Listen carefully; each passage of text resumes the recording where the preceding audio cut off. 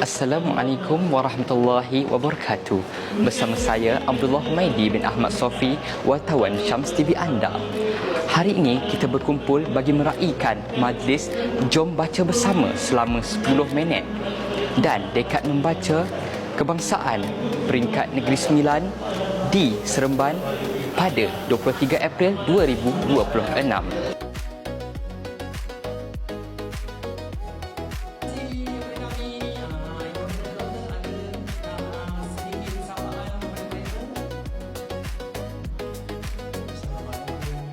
Program ini dianjurkan oleh Perpustakaan Awam Negeri Sembilan dengan kerjasama Jabatan Pendidikan Negeri Sembilan dan Jabatan Kebudayaan dan Kesenian Negeri Sembilan.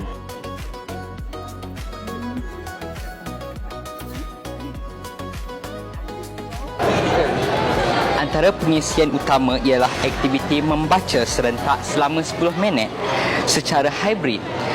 Di samping itu, program sastra lisan seperti bicara ilmu dan teromba untuk memartabatkan budaya setempatan.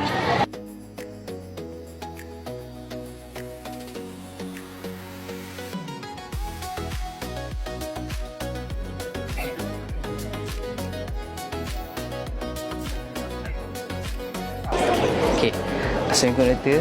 Okey, saya Abdullah Humaidi bin Ahmad Sofi daripada wartawan Syams TV. Okey, apa khabar doktor? Okey, baiklah. Bagi soalan pertama, apakah inisiatif ini berjaya mengurangkan ketagihan skrin dengan menggalakkan pembacaan yang lebih berkualiti? Ya, saya kira kalau kita dapat mengalihkan perhatian anak-anak muda ni daripada gadget kepada pembacaan buku yang bercetak, ya, saya kira ini akan boleh membiasakan mereka kepada satu pembacaan yang lebih mendalam, lebih teratur, ya, dan lebih memberikan pengetahuan, ya, berbanding. Majlis diakhiri dengan harapan agar amalan membaca terus menjadi budaya dalam kalangan masyarakat, sekaligus menyokong usaha merealisasikan visi Malaysia membaca menjelang tahun 2030. Itu sahaja daripada saya, wartawan Syams TV anda.